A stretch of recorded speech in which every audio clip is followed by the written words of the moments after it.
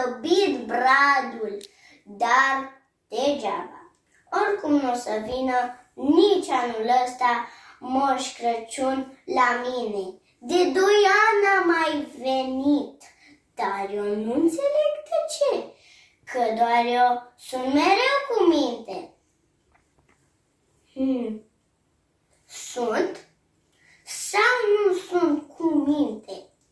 E drept că acum 2 ani am supărat-o rău pe bunica atunci când am desenat cai cu carioca verde pe pereții ei albi. Dar n-am făcut-o din răutate. Bunica, atunci când o întrebam ce face, îmi spunea mereu: ce să fac, maică? Visez la cai verzi pe pereți. Și eu visez la multe lucruri pe care mi le doresc. Și asta am crezut că își dorește, cai verzi pe pereți. Dar asta s-a supărat foarte tare și mi-a spus: anul ăsta nu mai vine Moș Crăciun la tine. Și n-a venit.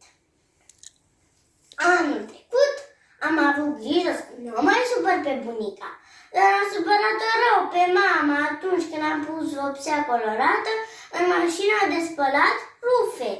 O auzim pe mama cum spunea: of, dar nu știu ce s-a întâmplat cu hainele astea, parcă le s-au dus toate culorile.